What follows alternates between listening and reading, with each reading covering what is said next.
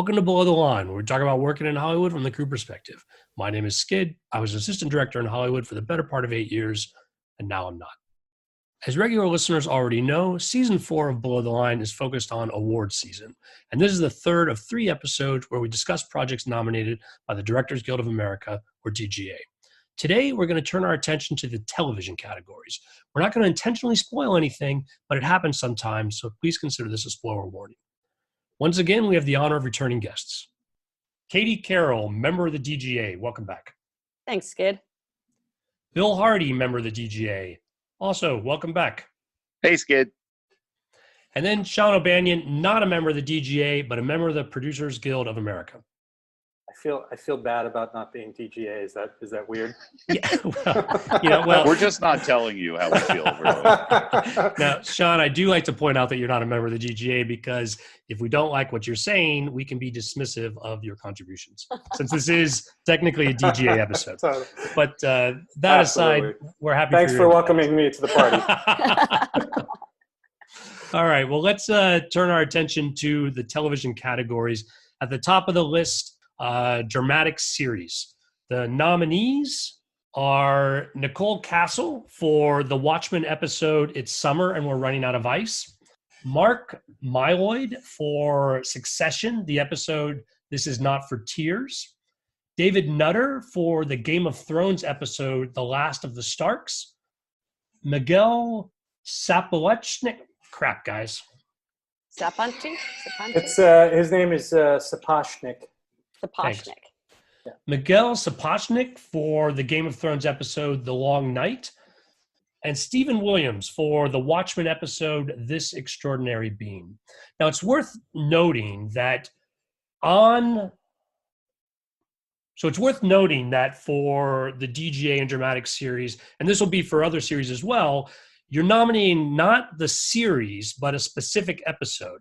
Because anyone who's been on set knows, because typically in television, the director rotates. While you do have a crew, the director comes in for one episode or maybe multiple episodes. At most, generally, it'll be every third episode because while they're prepping, you're shooting another episode. And when they're editing, you've already moved on. And so it's not possible for directors to do multiple episodes unless you schedule it either filming or editing or post in a way that it breaks down. It does happen that a single director can do an entire series, but generally that's like shooting a movie, basically, or just over more time. We'll discuss that in more detail later. What's interesting in the way it works, I think, for voting is that I think it's an open question whether people remember specific episodes and what was amazing about them, or whether folks do sort of vote on the series they like, and if in that case, if popular series end up getting their vote split. But let's do these in order and see. Actually, let's not do them in order, guys. Let's just actually have a conversation about it and see. Yeah. But one let's thing I want to point out. Well, Sorry, Skid. Go ahead. Yeah, because I want whatever you point out to actually be captured, and I've been hacking this up. So Fair enough. But let's talk specifically about these episodes. Guys, what do you think about the nominees in dramatic series? Well, one thing I want to point out, they're all HBO shows, and HBO is killing it in TV. I mean, these are all excellent TV shows. I don't have a bone to pick with any of these nominees, and HBO is kicking ass in TV. That's 2 points there. Yeah, absolutely. I hadn't even realized it since you said that. And in the last podcast, I said something. I was talking about Bob Richards, and I said something off color about TV production versus film production, and made me feel bad because I was thinking about these shows. And I guess it goes to show it's not TV, it's HBO. HBO. Yeah, I mean, so Skid, do you want to kind of dive? I can't speak to Watchmen. I've sort of held off watching it because I don't think I can get through all of it. And actually, look, you just have to read the comic book. Just read the comic book and then watch the movie, and then it's just about 12 hours of prep work. Well, I have seen the movie. I have seen the movie. I never read the graphic novel, but I am interested. I like Damon Lindelof's other work in television. I am interested in it. I love Regina King, but I'm also, sort of well versed into this Netflix thing of binging. And therefore I wait for a lot of these HBO shows to get 4 or 5 episodes ahead. And then I can watch like 2 in a block. So I have not gotten around to Watchmen yet, but I can talk about Succession and certainly Game of Thrones. And I also have not watched Watchmen, not because I don't want to, I can't wait, but I knew I was going to be in Mexico when it ended, and I can't watch my HBO link here. So I didn't want to have only 1 or 2 episodes left and not be able to watch for 5 months. So I am waiting until I can actually watch the entire series. Katie, I think you made a prudent choice. And and Sean, I want to take back a little bit what Bill said. I do think you should read the comic book first. Find it online or order it from Amazon. I do not think you should watch the movie. I don't like the movie. I don't think the movie did a very good job. Bill, you can disagree, obviously. And if you think it's important for folks to spend an extra 2.5 hours with that, that's fine. But yeah, it's a different conversation. I think the movie, it just was one major thing that you got to go to the comic book for, that Zack Snyder screwed up. Otherwise, I think it's got a great palate. How you like them apples, Skid?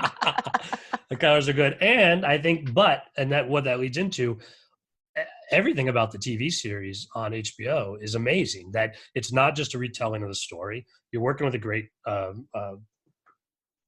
not just a retelling of the story. You're telling a new story, but in that world, it builds on the comic book in all the right ways, in my opinion. And the episodes are really difficult. I mean, to get back to what we're talking about here, like I think. Oh, you're Skid. Yeah, After right about the episodes are really difficult. I lost you. Okay. I don't know if everybody else did too. A little bit. Thanks for the thanks, Katie. Katie, you can co-host anytime. You're on it. You got it. But no, so I think you read the comic book, you watch the series, it's well worth your time. Bill, what did you think of it? I adored it. I loved it. I was I try to separate myself as the fanboy and say the different well, Alan Moore doesn't want us to watch this show, but it was great. It was fantastic. I think that the episodes that are nominated, specifically the one about with the water, the ice, it's summer and we're running out of ice.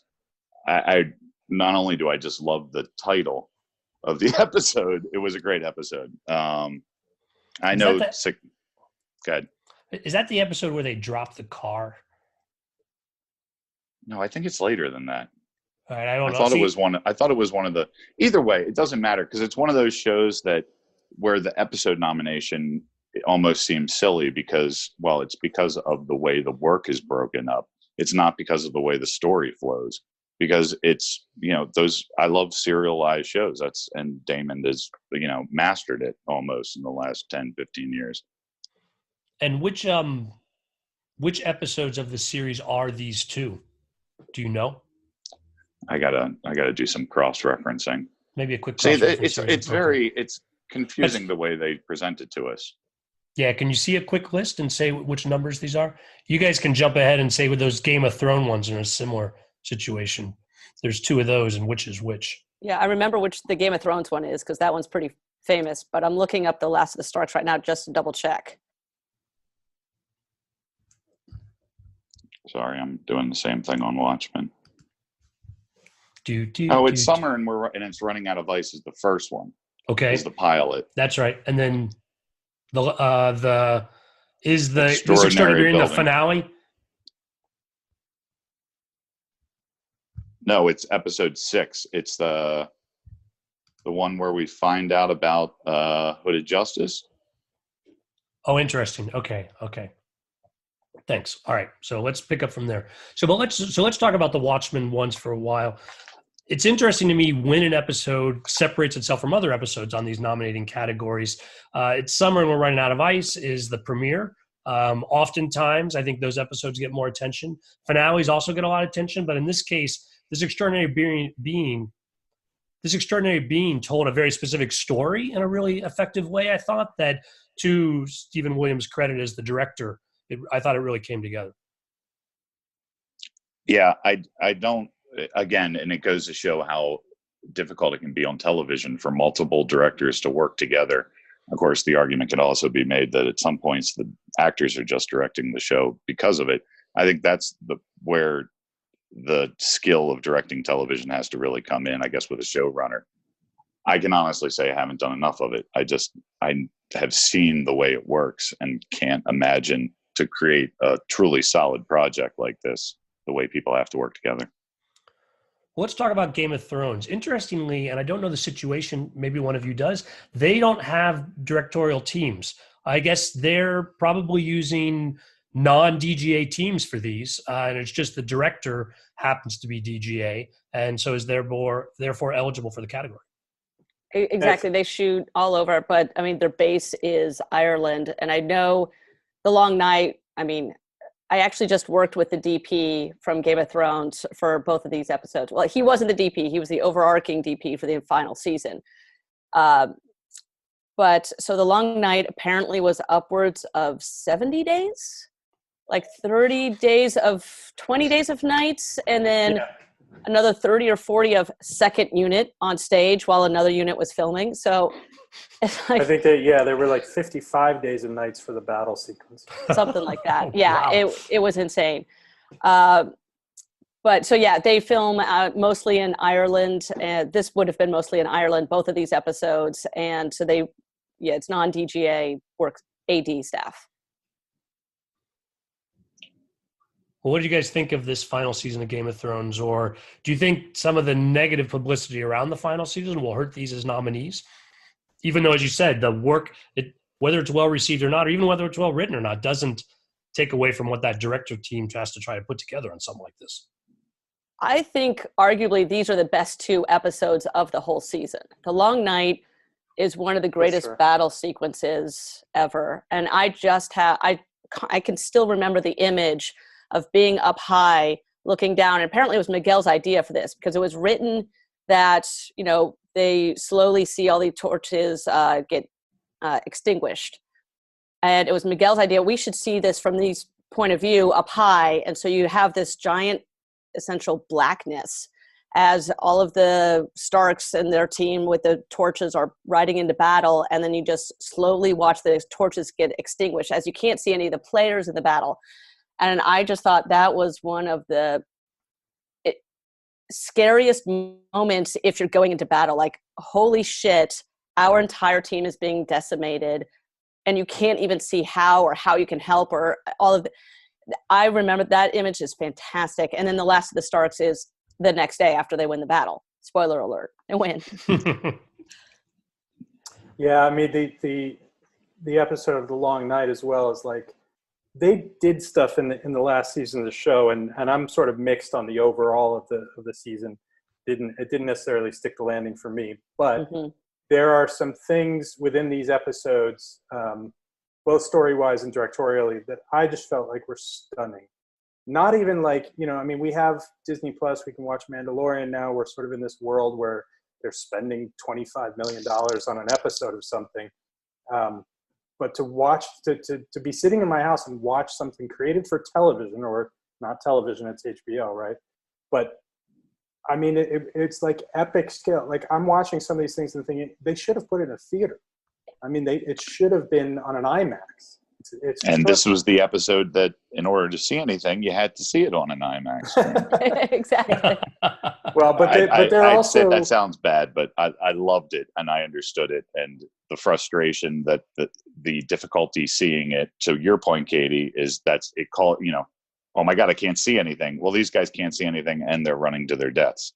Yeah, exactly. And there was also correct me if I'm wrong, guys, if you remember, but in The Long Night, there's this whole sequence where Jon Snow is like running through an interior hallway, and there are guys dropping from the ceiling onto him, and there's like Arya goes in this library, and then all of a sudden the sound kind of cuts out, and there's this whole like basically zombie sequence, right, of her trying to crawl around the floor and avoid White Walkers on the other aisles. And I mean, I just was like, this is just epic, man. I've never seen anything like this in my life. Absolutely. And I will say, Bill, to your point of, directors coming in on TV based on, all the things that showrunners have said about their experience when they started the show, this is a show where the directors are absolutely lending their sense of visualization to these guys who are telling the story, but don't necessarily know how to convey, how to visualize it. So the directors are coming in and they absolutely are bringing their visualization. What if we did this? What if we did this? What if we did this?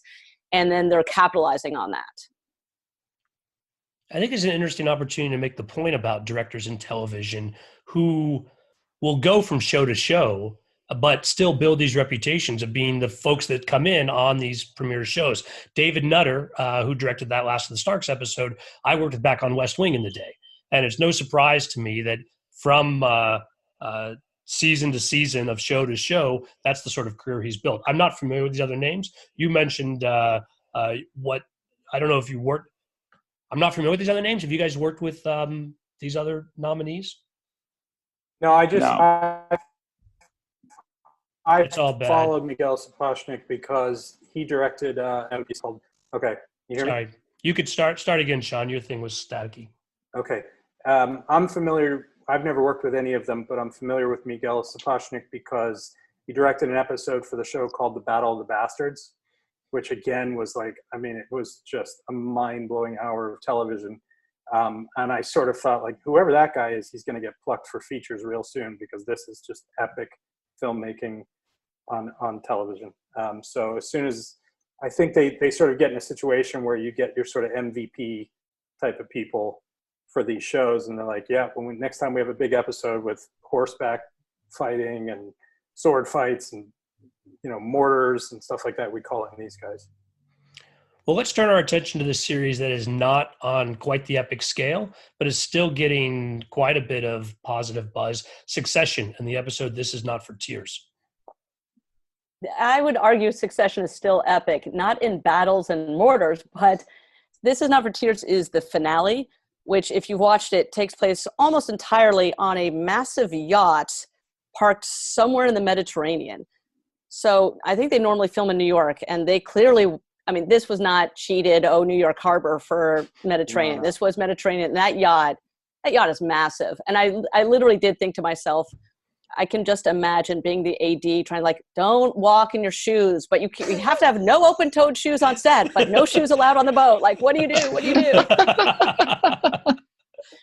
And it's a good DGA trainee question. Exactly. Succession is like, hey, we're going to do a bottle episode, but it's on a $90 million yacht. With helicopters and boats and islands. But I'm also looking at the team and wondering, I mean, I'm a little envious of the team if they all got to go to the Mediterranean to shoot this. And it was the finale, so they probably just hung out for a little bit afterwards because they didn't have to go back and shoot another episode. It doesn't mean it's... The first season did the same thing with England, where I was like, oh, how nice of them to take the whole crew with them, but they didn't. I mean, you can't do a show about a billionaire family and not really have, I mean, that's part of like the thing about the show is every set, every car that they use, they're in helicopters or private jets, and you're just like, I mean, you can tell those costumes, the suits are going to be $2,000 Hugo Boss suits on every single guy. I mean, that costume budget has to be insane. Well, but this is a nice opportunity. This is the kind of show where there's a nice opportunity maybe for a DGA pickup, which is where they use a non-DGA crew for doing the bulk of filming, but they do some reshoots back in LA or somewhere where there's a couple of DGA folks. And because there are no regular crew in the category, that folks end up picking up the DGA credit on that. I don't know this case on this. If these folks were the regular crew on the show and they all went out on that yacht, or where they did it.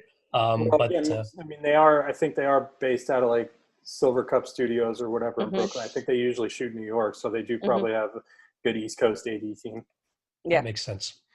And there was a small piece of this episode that was supposed to take place, in Congress. So it was probably a stage that was built in New York for 5 minutes worth of filming. So even if they didn't take the team, they actually filmed 5 minutes worth.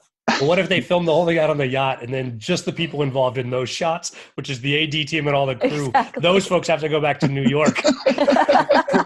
Like, tomorrow, we're filming there tomorrow, 6 a.m. call, reset. The yacht is big enough. We're just going to build Congress in the bottom of the yacht.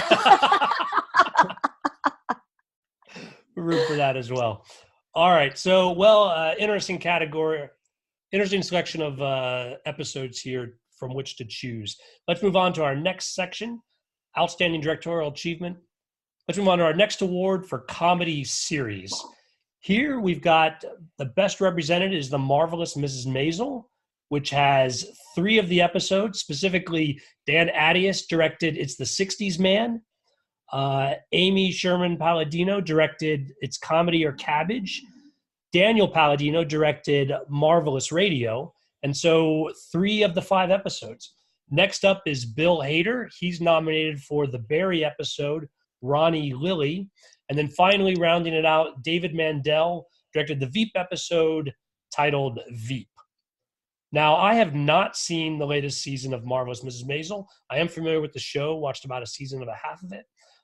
But I have seen these other shows. But why don't you guys start? Who has seen Marvelous Mrs. Maisel? 3 nominations. That's a lot of credit in this category. I have seen it. I am a fan of the show. I understand the detractions of it, and I don't disagree with them. I'm a big fan of Amy Sherman Palladino's writing style. I think that's very clever. I was a fan of Gilmore Girls, same thing. I am a fan of the fact that they do some pretty impressive oneers, which is always interesting. There's something about this show where the characters are great. I'm not sure I necessarily agree with 3 out of 5 nominations out of all of the comedies in the world being better than all the others. This is a show where I think the writing is better than the direction. I mean, when you look at like The Good Place, when you look at some of the other comedies that are out there, I'm not sure that 3 out of 5 is really worth it.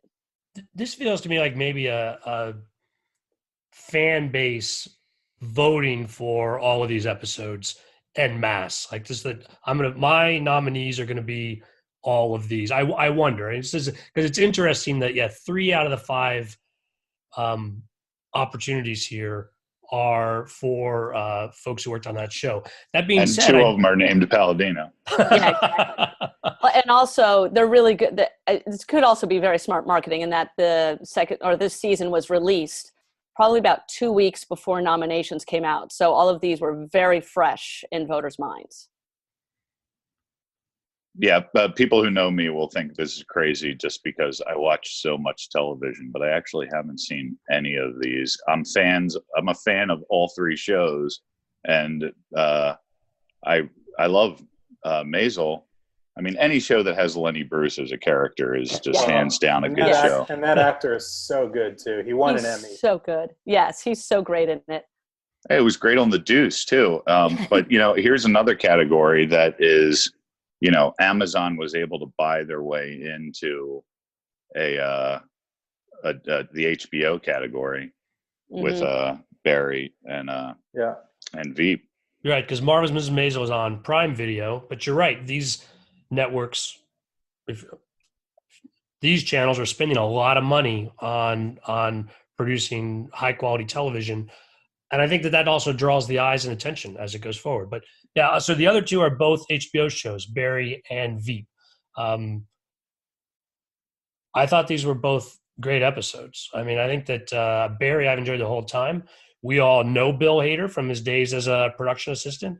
He's not returning my calls anymore. He did not want to join us today for talking about this. But what did you guys think of Barry, Veep, both the HBO underdogs, if you will, in this category? It's fun to see it that way. I think Ronnie Lilly is one of the funniest episodes of television ever created. It is genius. And it's also very well directed. It's not just the writing. There's stunt stuff happening with a minor that I don't know how they did it. I thought it was so well done. I hope that this wins. Veep might win just as a, hey, thanks for 7 great seasons. But Ronnie Lilly, in my mind, is 100% worth it. Yeah, the episode was almost felt like it was a step aside from the main story. It just became this whole other sort of surrealistic thing, and I thought it was absolutely brilliant. That'd be my choice too, I think. And I like Miss Maisel as well. I've never watched Veep, and I love Miss Maisel. But I mean, in this category, when I look just in terms of the sheer insanity of what they were doing, I don't Yeah. think anything could beat what Bill Hader and his team did. Mm-hmm. I'm going to leave my vote open in hopes that Bill will return my calls. You think that But might other hurt than it? other than that, I might vote for Bill. I do, but before we move on, I want to say that the Veep finale was actually really well done, and I think that they did nail their landing on that show.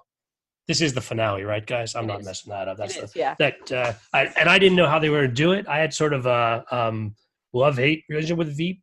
I actually don't really appreciate that sort of cringe humor that is the specialty of that show and other shows before it. But then I worked on it a little bit, and so maybe that makes me biased.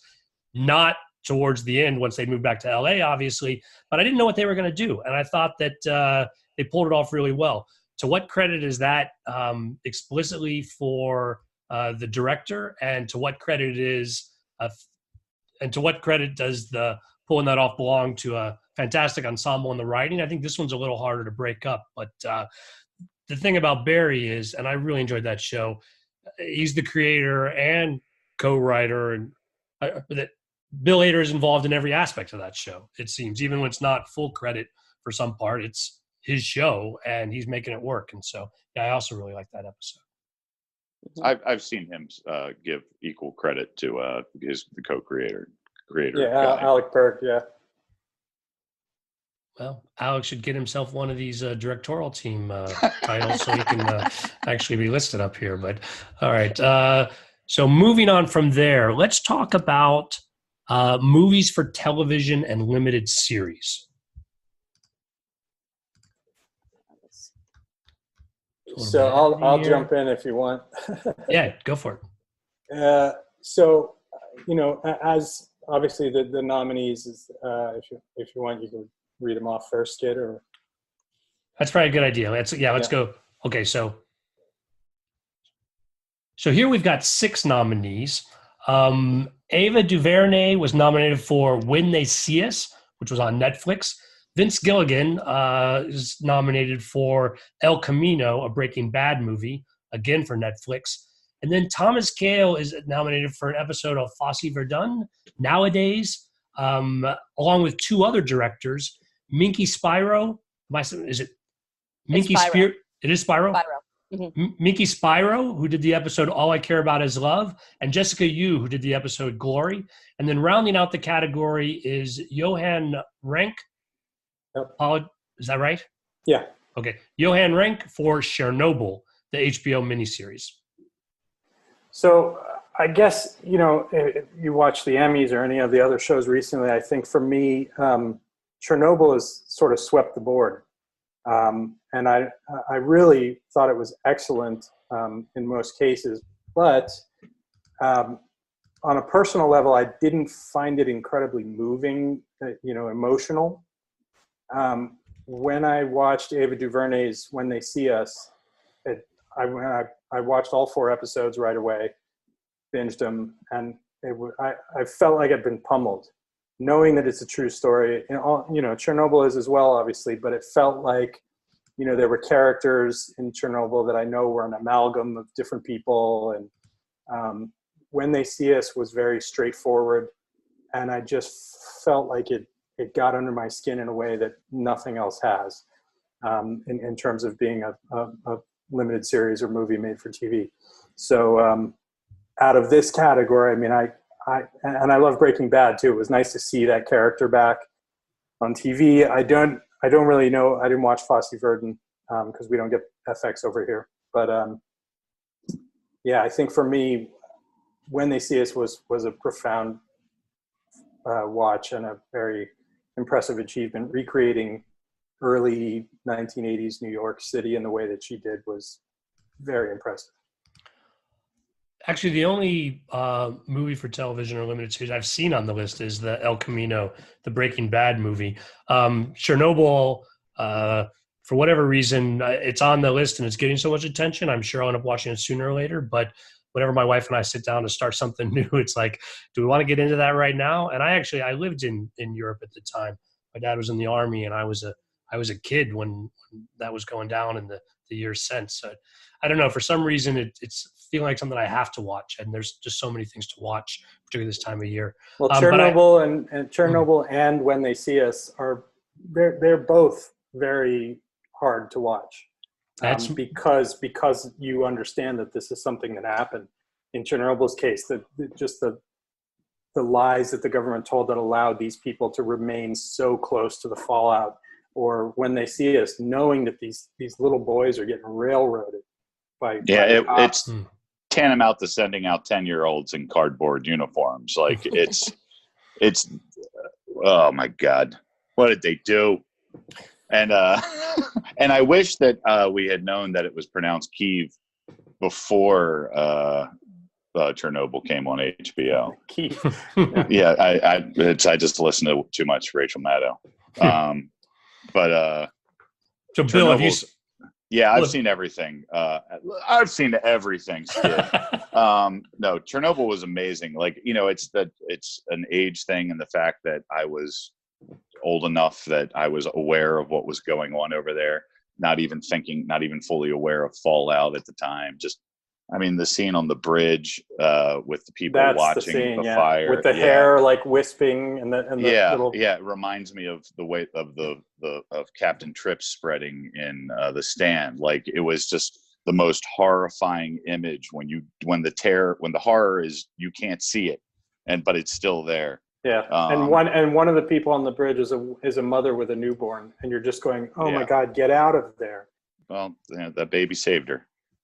It's an incredible story that needs to be told, just as much though as When They See Us, because as Sean was saying, this shit isn't taught in school, and it needs to be taught. It needs to be told, and how else is it never going to happen again? Because we know, because there's so many movies about it. It's happened plenty since then. I worked with Ava, not that she would ever remember me, on Biker Boys a million years ago when she was a publicist, and now she's directing this. So I'm good for her. It's a true achievement. Well, Fosse Verdon getting 3 of the nominations. Maybe again, it's a case of, as we talked about before, we're just a adamant fan base. But has anybody seen it? Can you guys speak to the quality of the program? It's on my list because, again, it's Sam Rockwell. So national treasure, Sam Rockwell. And I just now realized that I know a couple of the ADs on the team. So I'm like, oh, I gotta text them, because I was lucky enough to work before with Miki Spyro and Jessica Yu on 2 different projects. And they're both fantastic directors and excellent at their jobs. So I didn't even realize they did episodes of this, but I haven't seen it yet. So I can't really speak to it. Yeah, it's Ryan Murphy produced it, and he's sort of attached to anything prestige these days in television in terms of these movies. I can't think of the last one he did, but he did another one about an actress late in her career and got a lot of heat on it. So I think that certainly plays into this in terms of, a membership saying, oh yeah, we like that guy, the guy that creates all this stuff. So not to take anything away from the nominees, but it is a great, as a Bob Fosse fan. So wait, am I the only one that's seen it?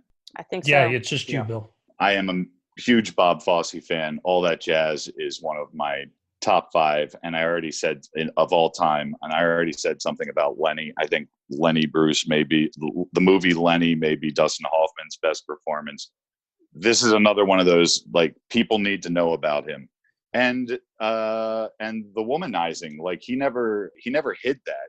It was, from what I understand, part of who he was, and it's a major part of the storytelling. I think that All That Jazz is basically his version, and this is his daughter's version, was my understanding from reading. And again, she wasn't a show daughter, but she was.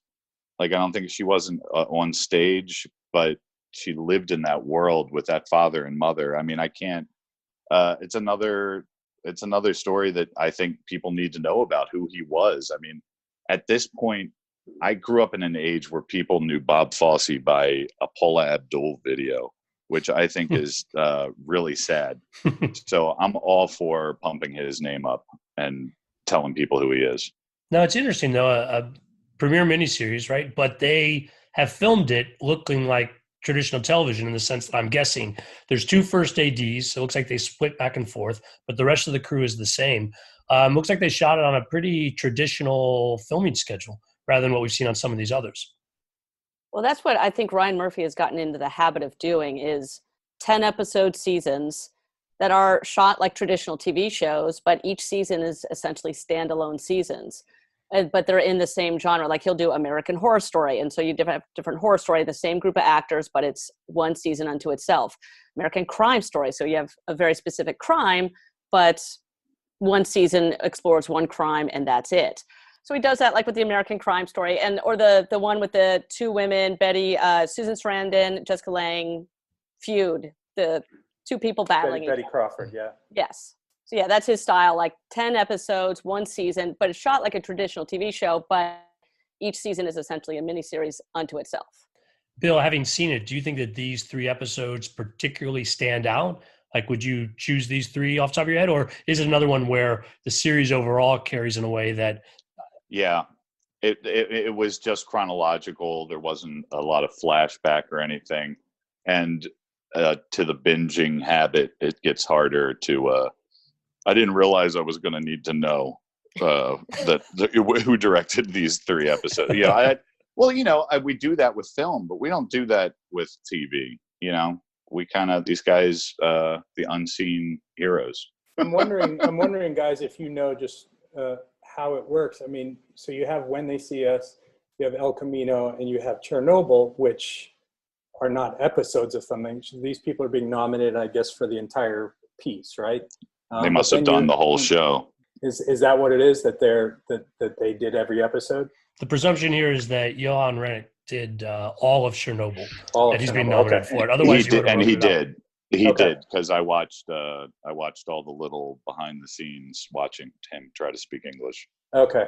So it's interesting though that they would put, for example, Ava's done 4 episodes, Johan Renck did whatever 4 or 5 or 6 of them, and yet Minky Spyro, Jessica, you only have this one, within the whole. Well, I think this might be just, frankly, an outdated category. Because it used to be movies for television limited series back when it was like movies of the week. And maybe you did a miniseries and one director for 2 episodes or like 3 episodes as a miniseries, but it's still one director. And now that there's so many different things that technically qualify as limited series, right. I think we might need to look at changing this category and either breaking into 2 or changing the qualifications. I mean, maybe it's a matter of dramatic series and comedy series not being limited to series. Like there might be something on that side. Like really the Fosse Verdun work and even the Chernobyl work should probably be up in those categories as appropriate rather than having something set aside. It's hard to get rid of categories. You guys can look it up on Wikipedia how things have come in and stayed or what has dropped off or not. We're going to move on to another one. And I think it's going to be more hit or miss on what folks have seen going forward. The next category on their list is variety, talks, news, sports. There are 2 categories here. The first is regularly scheduled programming. So we're talking about specific episodes that stand out from the directing perspective. Paul G. Casey is nominated for a Bill Maher episode, 1730 on HBO. Nora S. Gerard is on a CBS Sunday Morning, the 40th anniversary episode. Jim Hopkinson nominated for The Late Show with Stephen Colbert episode featuring A. Ocasio-Cortez and Incubus. And then Don Roy King nominated for a Saturday Night Live episode, along with Eddie Murphy and Lizzo. And then finally, Paul Penolino and Christopher Werner, they directed an episode of Last Week Tonight with John Oliver, about slap suits, also for HBO. I have seen the Last Week Tonight with John Oliver. I've seen the Saturday Night Live episode, but that's it of these 5. This is another one that feels a little bit outdated because the other 3, I'm like The Real Time with Bill Maher. Like, I don't know what was different about this episode than any of the other episodes. Is it still just a round table with 5 people? He's got a pretty standard operational plan for that show. So I don't recall. I watch the show from time to time, but I don't recall him really ever varying from the plan. Yeah, I, and the I think it's slaps. just one of those categories that I think we just don't. I've never done live television, Yeah. so I mean that's a whole nother world. I know, the joke to me is they're sitting there going 1, 2, back to 1. Yeah. So I know it's more than that, but I'm sure they make fun of us for having to go to some different place to work every day. Well, I don't know if, another thing that you can check out on YouTube, which is pretty phenomenal. There's somebody who has put screen next to screen of an SNL episode as they go to break, and then what's happening that you're not seeing during the commercial. And I mean, it like Yeah. floored me. I was like, wow, man, because I have no idea I've never gone to a taping. I don't know what that stage space looks like in 30 Rock and how big it is or how big their flats are that they pull in. But man, and you can hear them counting it down like 30 seconds, 20 seconds, and seeing the walls disappear and a rug coming in, and they literally get down to like 1 second before they're back. And then everyone suddenly disappears and it's just the cast. So Yeah. when I look at this, I'm like, if you look at Colbert, we obviously know what Colbert does. It's basically, the same thing that Letterman did all those years. And yeah, they may have skits or whatever, Bill Maher, but I mean, the Eddie Murphy, the Christmas episode of SNL was fantastic. It really was. And I will say, I hate taking away from the director, and I know that they do a lot here, but that also has to do a lot with a lot of the pre-production. It's not just the dismantling, because that's on the stage crew. It's knowing which skit to put in which order. Like, okay, we can dismantle this set within 2 minutes, so we have to put it right before this, or you have all of 3 mini stages and which set to put where in order to taking apart this. So I think that's more in the prep of how to stage this so that you can accomplish it in a 90-minute break and know that you have time to do something. And the John Oliver one with slap suits, there's a whole musical number in that one that. Oh, right. That's okay. Yeah. Yeah. So I think that's why it got nominated, because otherwise it's just him talking to a camera. I mean, I don't know what's different. Yeah, it's a good point that itself is what people are going to remember about that one. And that was a huge effort on that. Like that's, and I'm surprised for something like that. It's interesting because the team is associate director and stage managers. This is a category where I think as far as the execution of a live, program that we're talking about, or, live to tape, that team is really important. But I'm surprised that they didn't need more assistant directors for doing like that bit on that, or that's sort of more of what we would see as a, traditional sort of filming bit. I guess. I think, well, if you treat Times Square as a stage and you never turn it around, then you're essentially shooting it like you would a stage musical right there. I'm sure that's probably how they did it, but I could be totally wrong. They could have actually farmed it out to an AD team and literally just go shoot this, and then they're taking the credit for all I know. Mm-hmm. Could be, but maybe they completely deserve the credit. I hate to take it away from them. Clearly they're nominated. But yeah, that dance number was actually very impressive. All right. Well, if you're listening to this and you work in live television, we have a podcast episode for you in the future. Drop me a note. Let's move on to the next category here, as mentioned before, also in variety, talk, news, or sports, but this time specials. And in this category, we have a shared nomination. James Burrows and Andy Fisher are nominated for Live in Front of a Studio Audience, Norman Lear's All in the Family, and The Jeffersons. That was on ABC. Yeah, it's two entire episodes combined into one. Oh, was it?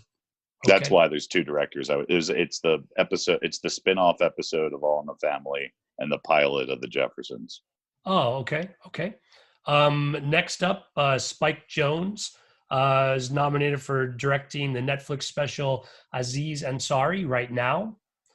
Stan Lathan is nominated for a Netflix special Dave Chappelle, Sticks and Stones. Linda Mendoza nominated again for a Netflix special Wanda Sykes, Not Normal. And then finally, Glenn Weiss on ABC directed the 91st Annual Academy Awards. Well, I think, in terms of these, usually, I mean, even I know the name Glenn Weiss, and he's usually the guy that walks home with the award. So Oh, is he the one that's directing and they give the award to? He's directing the show. yeah, and they give him the usually. And award? he's also, I believe he's also the director who arranged to propose to his girlfriend during the live Oh. broadcast of the Oscars, that not last year, but the prior year, I think. So he's, he made himself into a little celebrity for a few minutes there. But, I would imagine, and especially so this is the last Academy Awards, this was the one with no host, which I think they're repeating again this year. Yeah, they are. That was probably, something he'd never done in his long association with the Academy. So imagine that was kind of tough to figure out. It was not a selling point for me on the Academy Awards last year, though, I got to say, the lack of host. It's curious. He probably will not get my vote in this. However, I haven't seen a lot of the other stuff, so it's hard to say. And I'm looking at the website right now, and what's interesting is for the double nomination for James Burrows and Andy Fisher, under James Burrows' names, it's for On the Family and the Jeffersons, directed by. For Andy Fisher, it's for Live in Front of a Studio Audience, directed by. Huh. So I'm wondering if there's some kind of combination there that James directed the actual staging of things and somebody else directed the filming of it. It seems interesting. Maybe. That's probably what it. I mean, that well said. I agree with everything. That one, are you guys familiar with the actual program? Did you guys see it? I did because I grew up watching the reruns of those episodes. So that's what Katie was saying makes perfect sense, because if you treat 3-camera television the way you treat a play, you credit the original director for their blocking, I guess, at that point.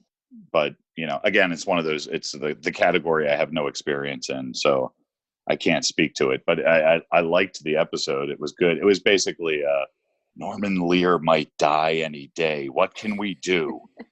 And it was great. It was fun. It was great to see other people playing those characters the way it is to see a revival of a play. But I mean, I'm interested, doubly so, in what Spike Jonze might have brought to the Aziz Ansari special.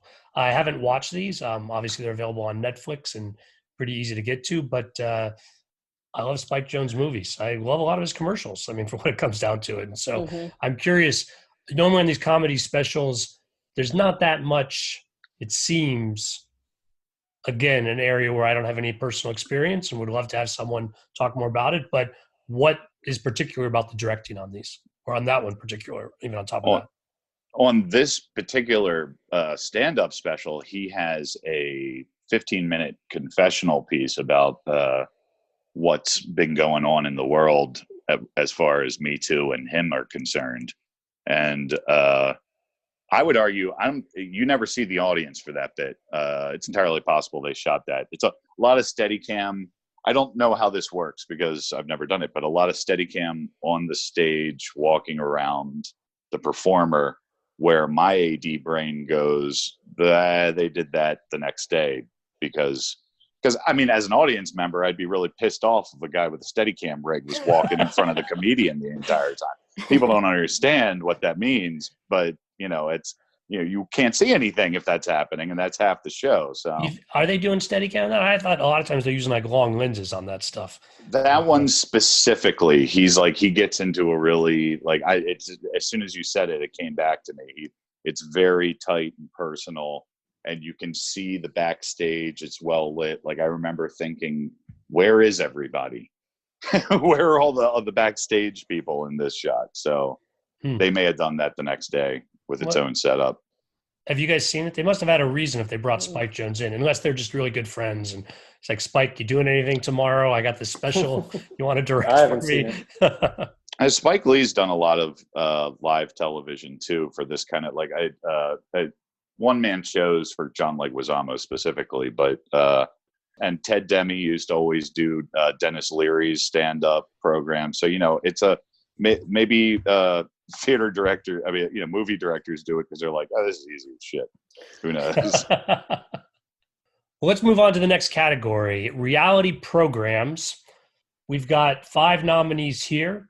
Hisham Abed is nominated for the Queer Eye episode Black Girl Magic. Jason Cohen nominated for the encore episode Annie. Jon Favreau nominated for The Chef Show.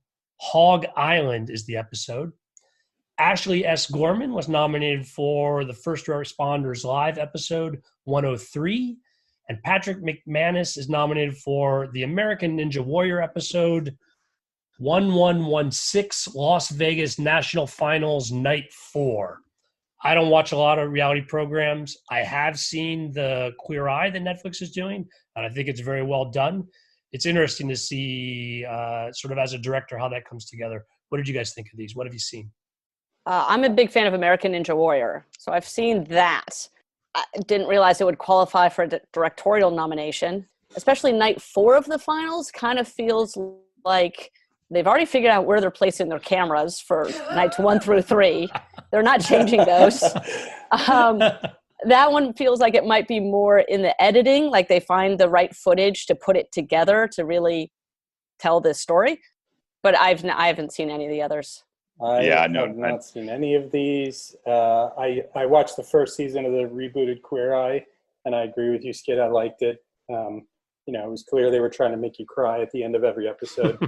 I can't speak to any of the others.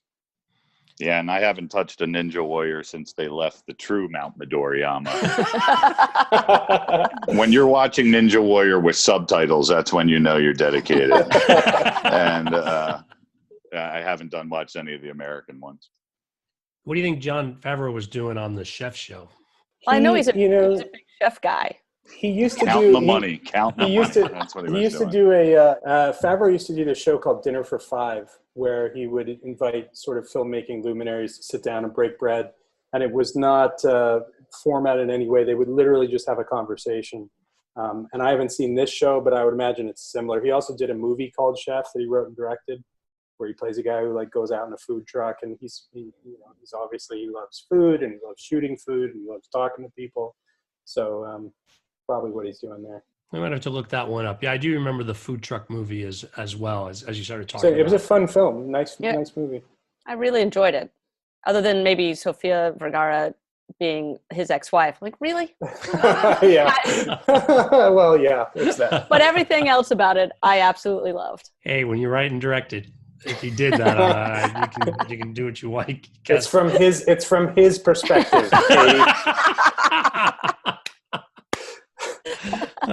All of our exes look like that from our own perspective.